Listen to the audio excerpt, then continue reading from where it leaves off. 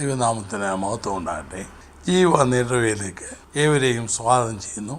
വീണ്ടും ഒരു പ്രാവശ്യം കൂടെ ദൈവവചനമായി നിൽക്കുവാൻ കർത്താവ് ഒരുക്കി തന്ന നല്ല സമയത്തിനായി തിരുനാമത്തെ സ്തുതിക്കുന്നു.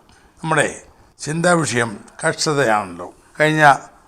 അതിനോടുള്ള ബന്ധത്തിൽ കഴിഞ്ഞ പ്രാവശ്യം വായിച്ച വാക്യം തന്നെ വായിപ്പാൻ ആഗ്രഹിക്കുന്ന യോഹന്നാന്റെ സുവിശേഷം 16-ാം അധ്യായം 33-ാം വാക്യം. നിങ്ങൾക്ക് എന്നിൽ സമാധാനമുണ്ടാകേണ്ടതിന് ഇത് നിങ്ങളോട് സംസാരിച്ചിരിക്കുന്നു. ലോകത്തിൽ നിങ്ങൾക്ക് കഷ്ടമുണ്ട്, എങ്കിലും ധൈര്യപ്പെടുവിൻ, ഞാൻ ലോകത്തെ ജയിച്ചിരിക്കുന്നു എന്ന് പറഞ്ഞു. കഷ്ടതയെക്കുറിച്ച് കഴിഞ്ഞ ആഴ്ച ഒരു വീഡിയോ ചെയ്തല്ലോ. അതേ തുടർന്നുള്ളതാണ്. വിശ്വാസിക്ക് കഷ്ടം വരില്ല, ക്രിസ്തുവിൽ വിശ്വസിച്ചു കഴിഞ്ഞാൽ പിന്നെ ഒരു കഷ്ടവും വരത്തില്ല, വെച്ചടി കയറ്റമാണെന്നൊക്കെ പഠിപ്പിച്ചുകൊണ്ടിരിക്കുന്ന ആ രീതിയിലുള്ള ആ പ്രസംഗങ്ങൾ, ഉപദേശങ്ങൾ വ്യാപകമായിരിക്കുന്ന സമൂഹത്തിലാണ് നാം ജീവിക്കുന്നത്.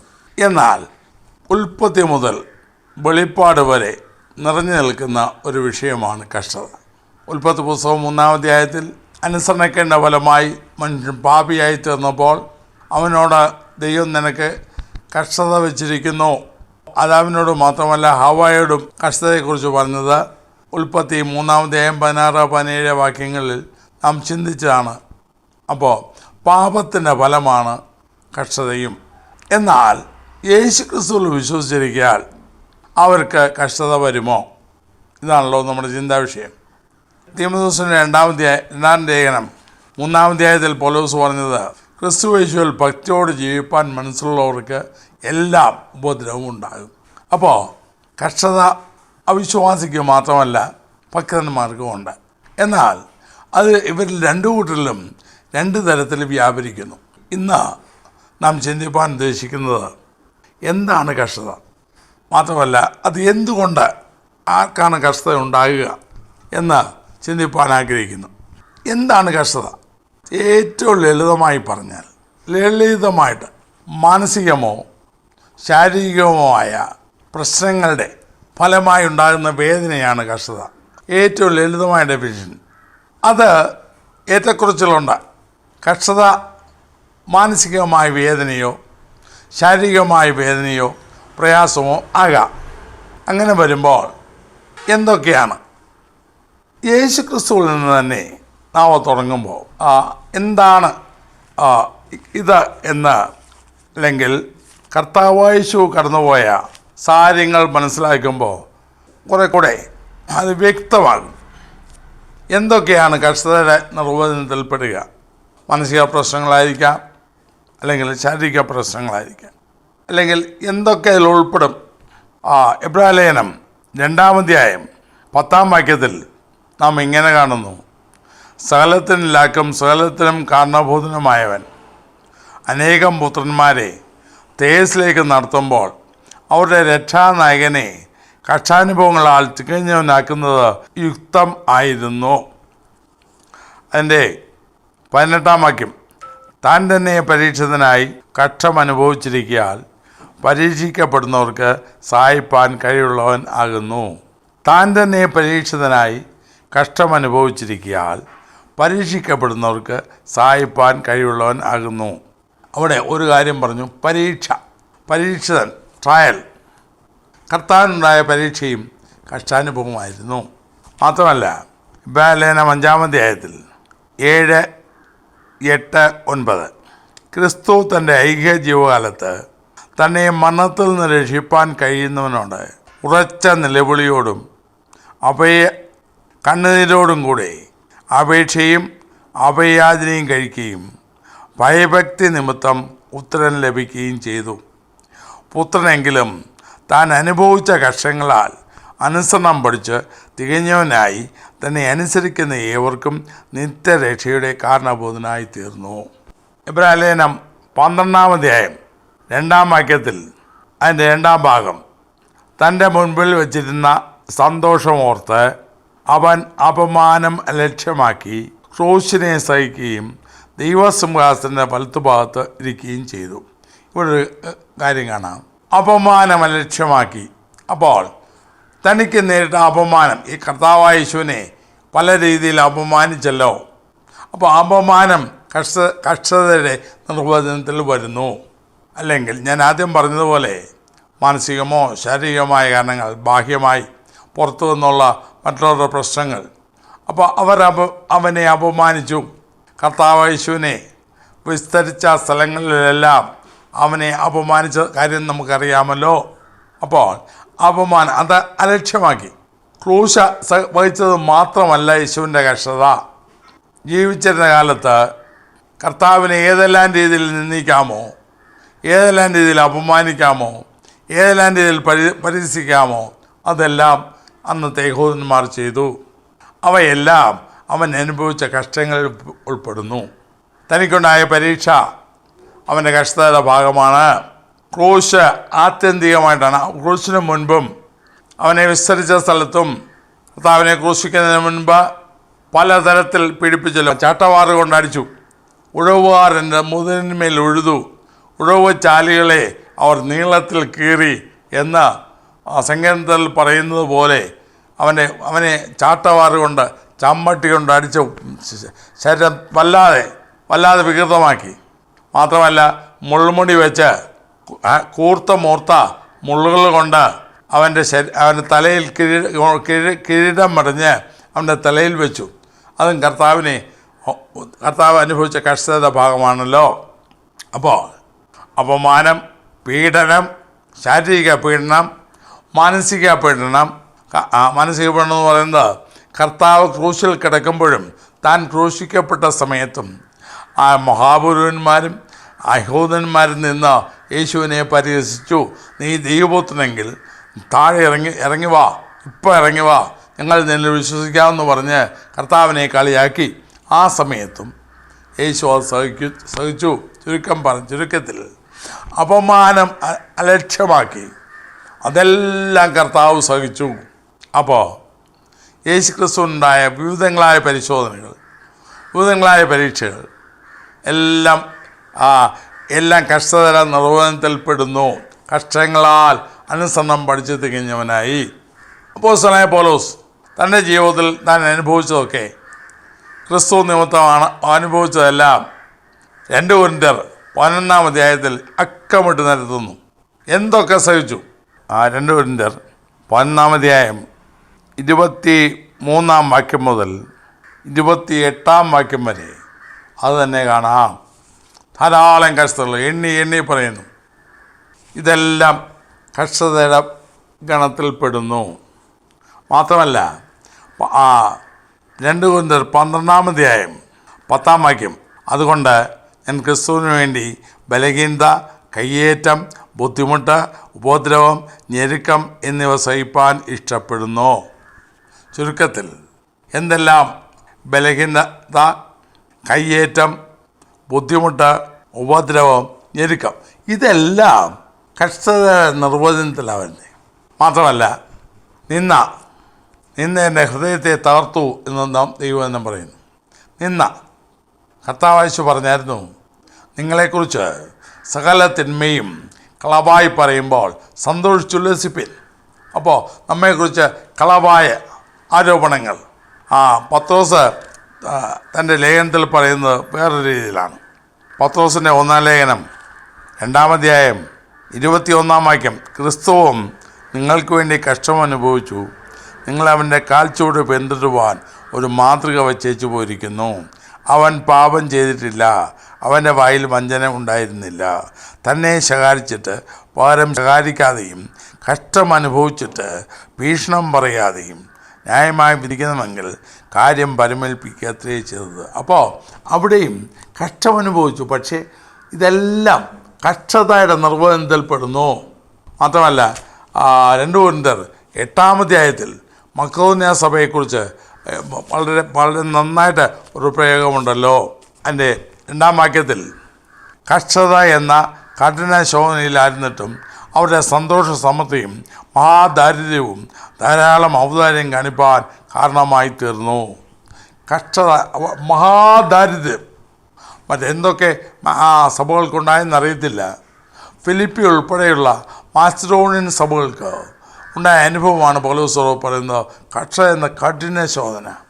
അപ്പോൾ ദാരിദ്ര്യം, പട്ടിണി, പൈതാഹം, ഉറക്കിളപ്പ്, നിന്ന, അപമാനം, തിരസ്കരണം, മറ്റുള്ളവരുടെ പക, ഉപദ്രവം, ഇതെല്ലാം കഷ്ടതയുടെ നിർവചനത്തിൽപ്പെടുന്നു.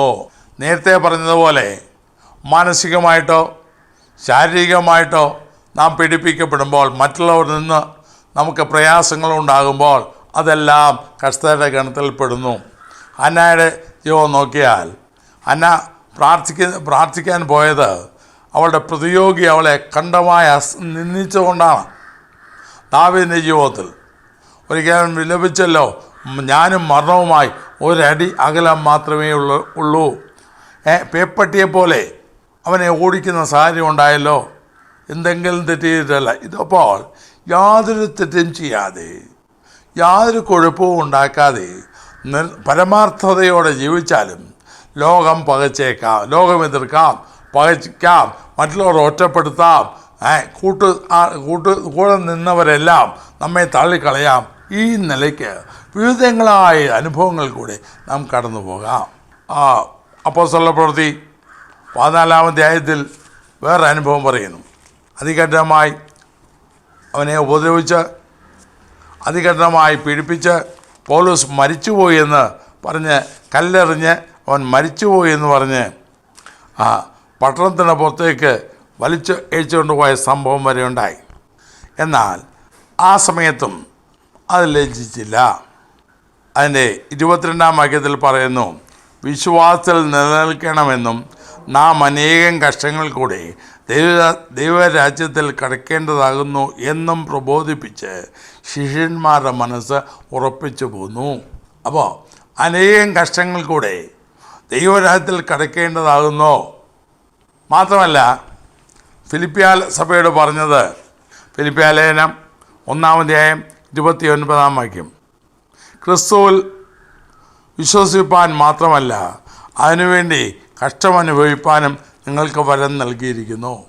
ക്രിസ്തുവിൽ വിശ്വസിക്കാൻ മാത്രമല്ല ക്രിസ്തുവിന് വേണ്ടി കഷ്ടം അനുഭവിക്കാനും വരം നൽകിയിരിക്കുന്നു. തെസ്സലോനിക്കയിലെ സഭയോട് പറഞ്ഞത് 1 തെസ്സലോനിക്കർ 3-ാം അധ്യായം 3-ാം വാക്യം, കഷ്ടം അനുഭവിപ്പാൻ നാം നിയമിക്കപ്പെട്ടിരിക്കുന്നു എന്ന് നിങ്ങൾ തന്നെ അറിയുന്നുവല്ലോ. അടുത്ത വാക്യം കൂടെ, നാം കഷ്ടം അനുഭവിക്കേണ്ടി വരും എന്ന് ഞങ്ങൾ നിങ്ങളോട് കൂടെ ഇരുന്നപ്പോൾ മുൻപ് കൂട്ടി പറഞ്ഞിട്ടുമുണ്ട്. അതുകൊണ്ടും തന്നെ സംഭവിച്ചു എന്ന് നിങ്ങൾ അറിയുന്നു. അപ്പോൾ മക്കെദോന്യ സഭ, ഫിലിപ്പിയിലെ സഭ, തെസ്സലോനിക്കയിലെ സഭ, ഇവരോടെല്ലാം പറയുന്നു, നാം കഷ്ടം അനുഭവിക്കാൻ നിയമിക്കപ്പെട്ടിരിക്കുന്നു. മക്കെദോന്യ സഭ കഷ്ടതയുടെ കഠിനശോധനയിലായിട്ടും അവർ വളരെ സന്തോഷത്തോടെ, അതിസന്തോഷത്തോടെ അവർ മുന്നോട്ട് പോയി. ഇത് മാത്രമല്ല, പത്രോസ് തൻ്റെ 1-ാം ലേഖനത്തിൽ പറയുന്ന ചില കാര്യങ്ങളോട് നോക്കാം. 4-ാം അധ്യായം 12-ാം വാക്യം, പ്രിയമുള്ളവരെ, നിങ്ങൾക്ക് പരീക്ഷയ്ക്കായി സംഭവിച്ചിരിക്കുന്ന അഗ്നിശോധനയെങ്കിൽ ഒരു അപൂർവ കാര്യം നിങ്ങൾക്ക് വന്നുകൂടി എന്ന് വെച്ച് അതിശയിച്ചു പോകരുത്. അടുത്ത വാക്യം, ക്രിസ്തുവിൻ്റെ കഷ്ടങ്ങൾക്ക് പങ്കുള്ളവരാകും തോറും സന്തോഷിച്ചു കൊള്ളുവീൻ. അപ്പോൾ പുസ്തകത്തിൽ, പുതിയ നിയമത്തിൽ ഉടനീളം തെളിച്ചു പറയുന്നു, ആദിമവിശ്വാസികൾ കഷ്ടമനുഭവിച്ചു. അപ്പോൾ ചോദിച്ചേക്കാം, അവർ കഷ്ടപ്പെട്ടു, ഇന്ന് നമ്മൾ കഷ്ടപ്പെടണോ? പത്രോസിനെ ഞാനൊരു മറുപടി പറയുന്നുണ്ട്. 1 പത്രോസ് 5:9, ലോകത്തിൽ നിങ്ങൾക്കുള്ള സഹോദരവർഗത്തിന് ആ വക കഷ്ടപ്പാടുകൾ തന്നെ പൂർത്തിയായി വരുന്നുവെന്നറിഞ്ഞ് വിശ്വാസത്തിൽ സ്ഥിരമുള്ളവരായി അവനോട് എതിർത്ത് നിൽപ്പിൻ. എന്നാൽ അല്പകാലത്തേക്ക് കഷ്ടം സഹിക്കുന്ന നിങ്ങളെ ക്രിസ്തുവിൽ തന്നെ നിത്യ തേജസ്സിനായി വിളിച്ചിരിക്കുന്ന സർവകൃപാലുവായ ദൈവം തന്നെ യഥാസനപ്പെടുത്തി ഉറപ്പിച്ച ശക്തീകരിക്കും. അവിടെ 9-ാം വാക്യത്തിൽ ലോകത്തിൽ നിങ്ങൾക്കുള്ള സഹോദരവർഗത്തിന് ആവ കഷ്ടപ്പാടുകൾ തന്നെ പൂർത്തിയായി വരുന്നുവെന്നറിഞ്ഞ് എന്ന് പറയുമ്പോൾ എന്താണ് അതിൻ്റെ 8-ാം വാക്യത്തിൽ, നിങ്ങളുടെ പ്രതിയോഗിയായ പിശാച് അലറുന്ന സിംഹമെന്ന പോലെ ആഴെ വിഴുങ്ങിടം തിരിഞ്ഞ് ചുറ്റി നടക്കുന്നു എന്നിട്ടാണ് അടുത്ത് പറഞ്ഞത്. അപ്പോൾ സാത്താൻ കൊണ്ടുവരുന്ന സാത്താന്യമായ പോരാട്ടങ്ങളും കഷ്ടതര നിർവചനത്തിൽ വരുന്നു. അത് ഏതെല്ലാം നിലയിലാകുമെന്ന് പറയാൻ പറ്റില്ലല്ലോ. അത് ഞാൻ പറഞ്ഞത്, പലവിധ പോരാട്ടങ്ങൾ, നിന്ന, അപമാനം, ദുഷി, വെറുപ്പ്, പക, എന്തിനു പറയുന്നു, ലോകത്തിൽ എന്തെല്ലാം മഹാത്ത കാര്യങ്ങളുണ്ടോ ആ കാര്യങ്ങളൊക്കെ ദൈവത്തിന് അനുഭവിക്കേണ്ടി വരാം. അക്കാലത്ത് മാത്രമല്ല ഇക്കാലത്തുമുള്ള ദൈവത്തിന് അത് ഭാഗമാകാം. അമേരിക്കൻ പശ്ചാത്തലത്തിൽ അവിടെ ഭൗതിക സമൃദ്ധിയോ പാശ്ചാത്യ ലോകത്തിലുള്ള ഭൗതിക സമൃദ്ധി വെച്ച് ലോകത്തിലെ എല്ലാ രാജ്യങ്ങളിലുമുള്ള ദൈവത്തെ അളക്കാൻ കഴിയില്ലല്ലോ. ആഫ്രിക്കയിൽ, ഏഷ്യയിൽ, മൂന്നാം ലോക രാജ്യങ്ങളിലെല്ലാം വിശ്വാസികൾ ഇന്നും കഷ്ടം അനുഭവിക്കുന്നു. ആദ്യ 3 നൂറ്റാണ്ടുകളിൽ മാത്രമല്ല, പിൽക്കാലത്തും സഭ ആദ്യ 3 നൂറ്റാണ്ടുകൾ എണ്ണമറ്റ കഷ്ടങ്ങൾ കൂടി ദൈവം കടന്നുപോയി.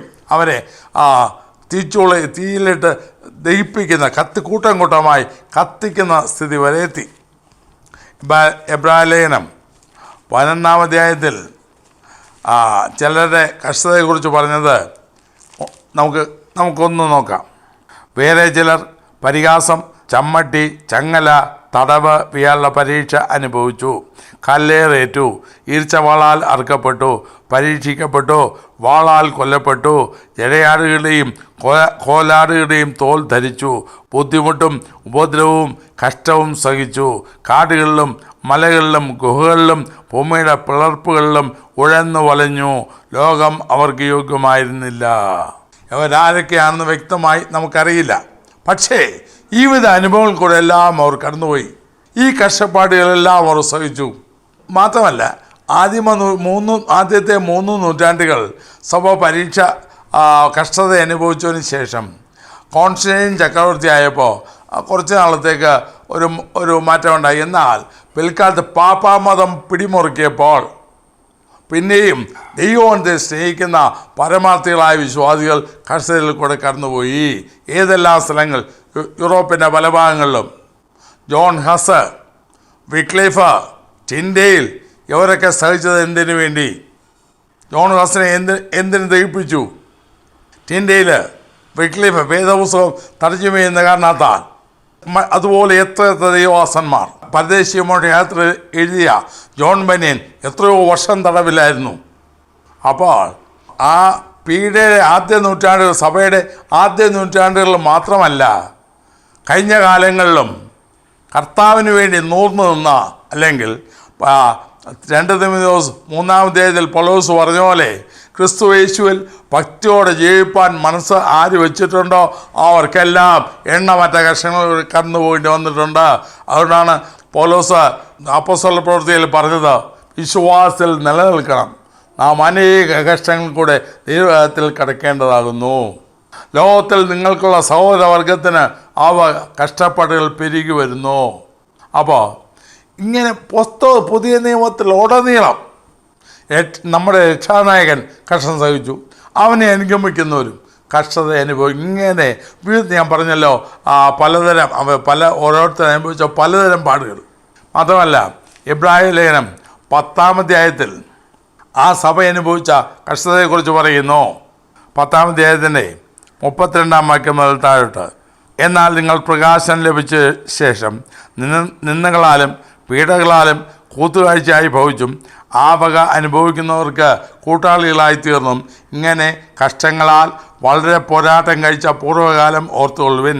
തടവുകാരോട് നിങ്ങൾ സഹതാപം കാണിച്ചതല്ലാതെ സ്വർഗത്തിൽ നിലനിൽക്കുന്ന ഉത്തമ സമ്പത്ത് നിങ്ങൾക്കുണ്ട് എന്നറിഞ്ഞ് സമ്പത്തുകളുടെ അപഹാരവും സന്തോഷത്തോടെ സഹിച്ചുവല്ലോ. എണ്ണമറ്റ കഷ്ടങ്ങൾ കൂടെ മാത്രമല്ല, ഇബ്രാഹിം സഭ മാത്രമല്ല, വെളിപ്പാട് പുസ്തകത്തിൽ 2-ാം അധ്യായത്തിൽ സ്മുർന്നയിലെ സഭയോട് പറയുന്ന നോക്കുക, 9-ാം വാക്യം, ഞാൻ നിൻ്റെ കഷ്ടതയും ദരിദ്രവും നീ ധനവാനാകുന്നു താൻ ഞങ്ങൾ യഹൂദർ എന്ന് പറയുന്നെങ്കിലും യഹൂദരല്ല, സാത്താൻ്റെ പള്ളിക്കാരുടെ ദൂഷണവും അറിയുന്നു. നീ സഹിപ്പാനുള്ളത് പേടിക്കണ്ട. നിങ്ങളെ പരീക്ഷിക്കേണ്ടതിന് പിശാച് നിങ്ങളിൽ ചിലരെ തടവിൽ ആക്കുവാൻ പോകുന്നു. 10 ദിവസം നിങ്ങൾക്ക് ഉപദ്രവം ഉണ്ടാകും.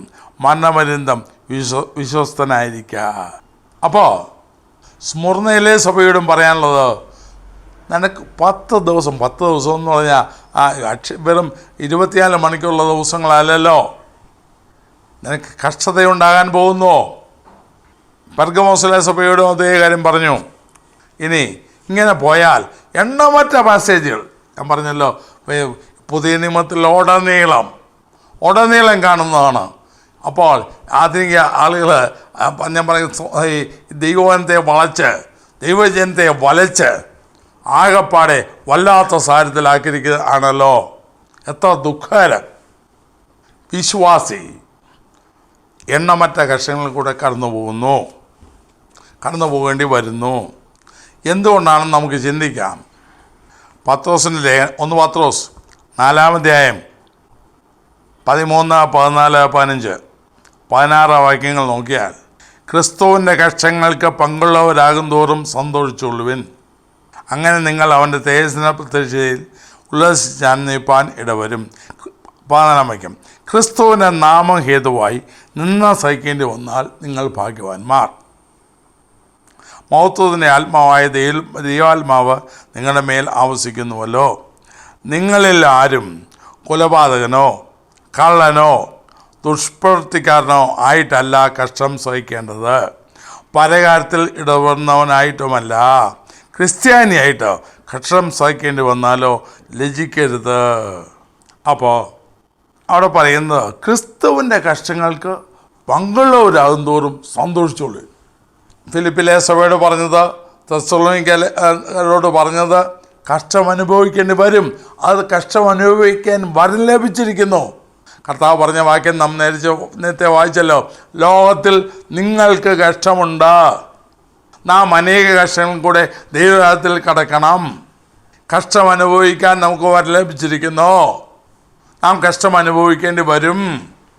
ലോകത്തിൽ നിങ്ങൾക്കുള്ള സഹോദരവർഗത്തിന് അവ കഷ്ടപ്പാടുകൾ പെരുകി വരുന്നു.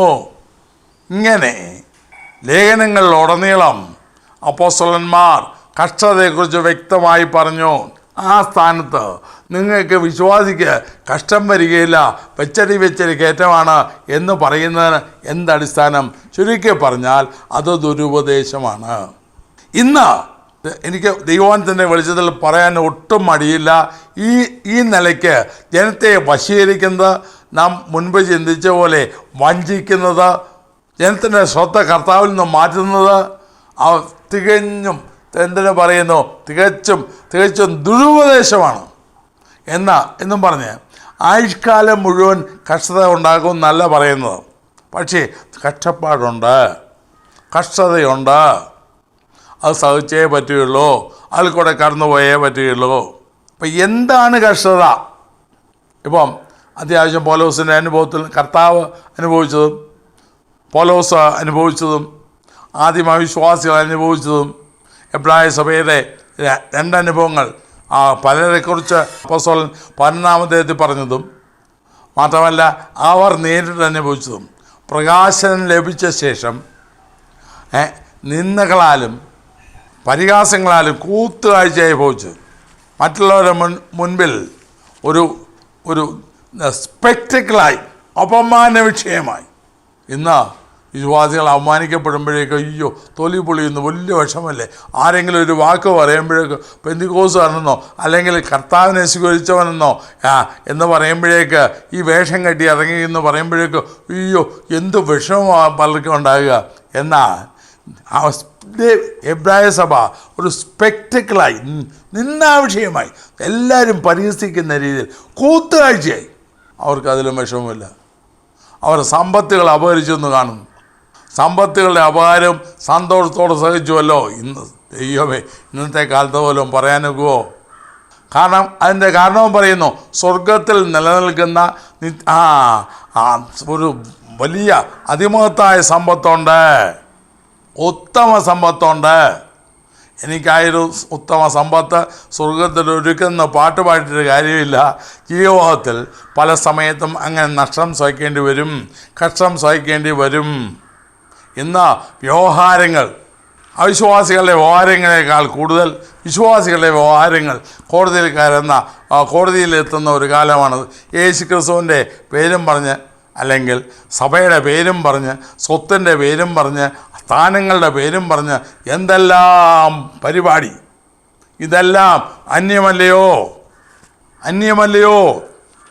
1 കൊരിന്ത്യർ ആദ്യത്തെ ലേഖനത്തിൽ പൗലോസ് പറഞ്ഞായിരുന്നല്ലോ, 1 കൊരിന്ത്യർ 6-ാം അധ്യായത്തിൻ്റെ 6-7, അല്ല സഹോദരൻ സഹോദരനോട് വ്യവഹരിക്കുന്നു, അതും അവിശ്വാസികളുടെ മുൻപിൽ തന്നെ. നിങ്ങൾക്ക് തമ്മിൽ വ്യവഹാരം ഉണ്ടാകുന്നത് തന്നെ കേവലം പോരായ്മയാകുന്നു. അതിനു പകരം നിങ്ങൾ അന്യായം സഹിച്ചു കൊള്ളാഞ്ഞത് എന്ത്? നഷ്ടം ഏറ്റുകൊള്ളാഞ്ഞത് എന്ത്? അല്ല, നിങ്ങൾ അന്യായം ചെയ്യുകയും നഷ്ടം വരുത്തുകയും ചെയ്യുന്നു, അതും സഹോദരന്മാർക്ക് തന്നെ. ഇന്ന് അതിലേ കാണുന്നേ, ദൈവജനം ഉപയോഗിക്കേണ്ട പണം, ദൈവനാമ മഹത്വത്തിന് വേണ്ടി ഉപയോഗിക്കേണ്ട പണം അവിശ്വാസികളായ വക്കീലന്മാർക്കും മറ്റും ചിലവാക്കി, എത്ര ചിലവാക്കാനും മടിയില്ലല്ലോ, ചിലവാക്കിക്കൊണ്ട് വാശിയും വീറുമുള്ളവരായിട്ട് മുന്നോട്ട് നീങ്ങുന്നു. അവരും പറയും ക്രിസ്തുവും നിമിത്തം കഷ്ടം സഹിച്ചു. സഭാ കേസുകൾ സുപ്രീം കോടതി വരെ ഇപ്പോൾ യേശുവിൻ്റെ പേരും പറഞ്ഞാണ്. ലജ്ജാകരം. അപ്പോൾ ഇതൊന്നും ക്രിസ്തുവിൻ്റെ മാർഗമല്ല. അല്ലെങ്കിൽ പ്രത്യേകിച്ച് പുതിയ നിയമത്തിൽ നിരവധി കഷ്ടങ്ങൾ കൂടെ വിശ്വാസികൾ കടന്നുപോയത് നാം ചിന്തിച്ചല്ലോ. മാത്രമല്ല, നമ്മുടെ രക്ഷാനായകൻ കർത്താവ് കഷ്ടങ്ങൾ അനുഭവിച്ചവനാണല്ലോ, അതിന് കഷ്ടങ്ങളാൽ തികഞ്ഞവനായല്ലോ. പൗലോസ് പിന്നൊരിക്കൽ പറഞ്ഞായിരുന്നല്ലോ, ക്രിസ്തുവിൻ്റെ കഷ്ടാനുഭവങ്ങൾ കുറവായുള്ളത് സ്വഭയായ അവൻ്റെ ശരീരത്തിന് വേണ്ടി എൻ്റെ ശരീരത്തിൽ പൂരിപ്പിക്കുന്നു.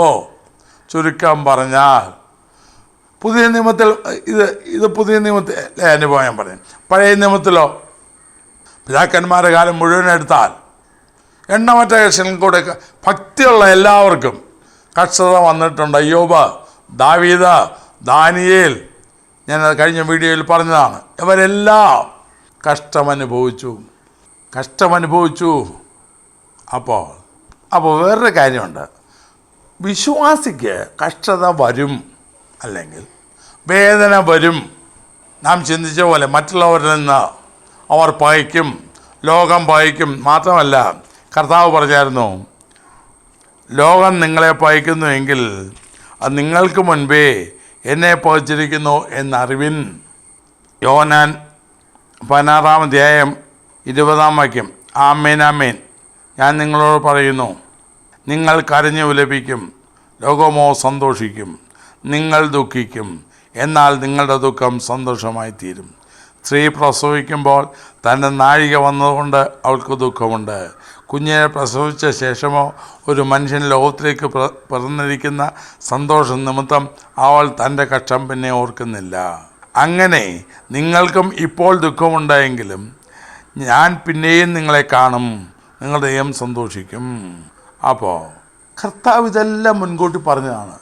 എന്നാൽ പറഞ്ഞല്ലോ, ഞാൻ നേരത്തെ പറഞ്ഞത് വീണ്ടും ആവർത്തിക്കുകയാണ്. കഴിഞ്ഞ വീഡിയോയിൽ പറഞ്ഞത്, പരിശുദ്ധം ദൈവമക്കൾ നൈജീരിയയിലും മറ്റു പല ഭാഗങ്ങളിലും ആഫ്രിക്കൻ രാജ്യങ്ങളിലെല്ലാം, ഇറാനിൽ, ഉത്തര കൊറിയയിൽ പേപ്പട്ടിയെ പോലെ വേട്ടയാടപ്പെടുമ്പോൾ ഇവിടെ ഇരുന്ന് സ്കൂലോലുവരായിട്ട് ധനം സമ്പാദിച്ചിട്ട് പറയുക, വിശ്വാസി കഷ്ടം വരത്തില്ല. ജനത്തെ വഞ്ചിക്കുകയാണ്. മറ്റുള്ളവരുടെ മുഖത്ത് നോക്കി, അല്ലെങ്കിൽ കഷ്ടപ്പെടുന്ന ദൈവത്തിൻ്റെ മുഖത്ത് നോക്കി അവരെ കൊഞ്ഞനം കുത്തുന്ന പരിപാടിയാണ് ഈ തരം ഉപദേശം. എന്നാൽ ദൈവജനത്തെ സത്യം പഠിപ്പിക്കാൻ, കഷ്ടപ്പെടുന്നവനെ താഴ്ത്തിക്കെട്ടുകയല്ല. ജീവിതത്തിൽ ഞാൻ കഴിഞ്ഞ വീഡിയോയിൽ പറഞ്ഞെന്നാണ് എൻ്റെ ഓർമ്മ, ജീവിതത്തിലേക്കും ഭാഗ്യകരമായ സന്തോഷകരമായ സമയം കഷ്ടതയാണ്. അതിനെക്കുറിച്ച് ഞാൻ ചില വീഡിയോകൾ ചെയ്യുമ്പോഴേ നമുക്ക് മനസ്സിലാക്കാൻ കഴിയുള്ളൂ. ഇത് വാസ്തവം പറഞ്ഞാൽ ഒരു പുസ്തകമായി എഴുതണമെന്ന് ചിന്തിച്ചാണ്. എന്നാൽ ഈ ദിവസങ്ങൾ എഴുതാൻ പറ്റാത്തതുകൊണ്ട് ഞാനത് വീഡിയോയായിട്ട് തന്നെ പുറത്തു വിടുന്നു. ഇനി വേറൊരു കാര്യമുണ്ട്, പലതരം കഷ്ടങ്ങളുണ്ടല്ലോ. മറ്റു ബാക്കി പറഞ്ഞാൽ കഷ്ടപ്പെടുന്നത് പലതരമാണ്. ചിലരെ കുറ്റം ചെയ്തിട്ട് കഷ്ടപ്പെടുന്നു. ആ ക്രിസ്ത്യാനി അങ്ങനെയല്ല. പത്രോസ് തൻ്റെ ലേഖനത്തിൽ തെളിച്ചു പറഞ്ഞു. 1 പത്രോസ് 4:15 വാക്യം. നിങ്ങളിൽ ആരും കൊലപാതകനോ കള്ളനോ ദുഷ്പ്രവൃത്തിക്കാരനോ ആയിട്ടല്ല കഷ്ടം സഹിക്കേണ്ടത്, പരകാര്യത്തിൽ ഇടപെടുന്നതിനായിട്ടുമല്ല. നാം നിയമ നടപടികൾക്ക് അല്ലെങ്കിൽ ഒരു സ്ഥലത്ത് നിരപരാധിയായി ജീവിക്കുന്നവൻ നിയമ നടപടികൾക്ക് വിധേയനാകുകയില്ലല്ലോ. എന്നാൽ കുറ്റം ചെയ്യുന്നവൻ ശിക്ഷിക്കപ്പെടും. കർത്താവായ യേശുവിനെ ക്രൂശിച്ചപ്പോൾ രണ്ടും അടുത്തും വലത്തും രണ്ട് കള്ളന്മാരെ ക്രൂശിച്ചല്ലോ. അതിൽ ഒരുത്തൻ യേശുവിനെ നിന്ദിച്ചു, എന്നാൽ മറ്റവൻ അവനെ ശാസിച്ചിട്ട് പറഞ്ഞ അത് സുവിശേഷങ്ങളുണ്ടല്ലോ, അവനെ ശാസിച്ചിട്ട് പറഞ്ഞു, നാം ചെയ്ത പാപത്തിന് തക്കണോ പ്രാപിക്കുന്നു, അല്ലെങ്കിൽ നമ്മുടെ പാപപ്രവൃത്തികൾക്ക് തക്ക കൂലിയാണ് പ്രാപിക്കുന്നത്. എന്നാൽ ഇവനോ നിരപരാധി. അപ്പം നോക്കണം, മറ്റവരെ അവർ ചെയ്ത ശിക്ഷയ്ക്ക് തക്കത് അനുഭവിച്ചു. അതുപോലെ കള്ളനോ കൊലപാതകനോ പരകാര്യത്തിൽ ഇടപെടുന്നവനോ ആവശ്യമില്ലാതെ മറ്റുള്ള പ്രശ്നങ്ങളിലൊക്കെ ചെന്ന് ആകാതെ ദൈവഹിതത്തിന് വിരുദ്ധമായി ഇടപെടുന്നവനോ അങ്ങനെയുള്ള കഷ്ടപ്പെടുന്ന ഒന്നും ദൈവഹിതപ്രകാരമുള്ള കഷ്ടമല്ല. പിന്നെ പത്രോസ് പറഞ്ഞായിരുന്നു, ക്രിസ്ത്യാനിയായിട്ട് കഷ്ടം സഹിക്കേണ്ടി വന്നാലോ ലജ്ജിക്കരുത്. 16 വാക്യം. എന്നിട്ട് ഈ നാമം ധരിച്ചിട്ട് ദൈവത്തെ മഹത്വപ്പെടുത്തുകയത്രേ വേണ്ടത്. ഇനി രസകരമായൊരു കാര്യം അതിന് 18 വാക്യത്തിലുണ്ട്. അതുകൊണ്ട് ദൈവേഷ്ടപ്രകാരം കഷ്ടം സഹിക്കുന്നവർ നന്മ ചെയ്തുകൊണ്ട് തങ്ങളുടെ പ്രാണനെ വിശ്വസ്തനായ സൃഷ്ടാവിങ്കൽ പരമേൽപ്പി. ദൈവേഷ്ടപരം. അപ്പോൾ നാം കഷ്ടം സഹിക്കുന്നത് ദൈവ ഇഷ്ടമെങ്കിൽ സഹിക്കുക. അപ്പോൾ നിരപരാധിയായിട്ട് അല്ലെങ്കിൽ കുറ്റം ചെയ്യാതെ യേശുക്രിസ്തു നിമിത്തം കഷ്ടം സഹിക്കുന്നുവെങ്കിൽ നാം ഭാഗ്യവാന്മാർ. അതിന് 4-ാം അധ്യായം 1-ാം വാക്യത്തിൽ അപ്പോസ്തലൻ പറഞ്ഞത്, ക്രിസ്തു ജഡത്തിൽ കഷ്ടം അനുഭവിച്ചുകൊണ്ട് നിങ്ങളും ആ ഭാവം തന്നെ ആയുധമായി ധരിപ്പിൻ. യേശുക്രിസ്തു ജഡത്തിൽ കഷ്ടം അനുഭവിച്ചുകൊണ്ട് അതേ ഭാവം ആയുധമാക്കുക. നോക്കണേ, കർത്താവിന് വേണ്ടി കർത്താവിന് നിമിത്തം നാം കഷ്ടം സഹിച്ചാൽ എത്ര ഭാഗ്യം. അതിന് പ്രതിഫലമുണ്ട്. പൗലോസ് ഫിലിപ്പിയരോട് പറഞ്ഞു, എൻ്റെ ബന്ധനങ്ങൾ ക്രിസ്തു നിമിത്തമാകുന്നു എന്ന് കൈസര അരമനയിലും ആമ്പടിപ്പട്ടാളത്തിലും പ്രസിദ്ധമായിരിക്കുന്നു. ഞാൻ വന്നത് തീമോഥെയോസ് ലേഖനം എഴുതിയപ്പോൾ അവൻ പറഞ്ഞു, ഞാൻ ദുഷ്പ്രവർത്തിക്കാനെ പോലെ കഷ്ടം സഹിക്കുന്നു. പക്ഷേ ഇവിടെ ഫിലിപ്പിയത്തിൽ പറഞ്ഞത്, എൻ്റെ ബന്ധനങ്ങളെല്ലാം ഞാൻ ചങ്ങല ധരിച്ചിരിക്കുന്നത് ക്രിസ്തു നിമിത്തമാണ്. അങ്ങനെയാണെങ്കിൽ കർത്താവിന് വേണ്ടി കർത്താവിന് നിമിത്തം നാം കഷ്ടം സഹിച്ചാൽ അത് ദൈവേഷ്ടപ്രകാരമായിട്ടാണ്, ദൈവത്തിൻ്റെ മഹത്വമാണ്, ദൈവം അതിൽ സന്തോഷിക്കുന്നു, ദൈവനാമം ഉയർത്തപ്പെടുന്നു. ഇത് മാത്രമല്ല, അത് വെറുതെ ആകത്തില്ല. ഞാൻ എപ്പോഴും പറയാറുണ്ട്, greater the trial greater the blessing that follows. കഷ്ടം എത്ര വലുതാണോ, പ്രതികൂലം എത്ര വലുതാണോ, അതിന് ആനുപാതികമായി അതിലും വലിയ അനുഗ്രഹം പിന്നാലെ ഉണ്ട്. പക്ഷേ സഹിച്ചേ പറ്റുള്ളൂ.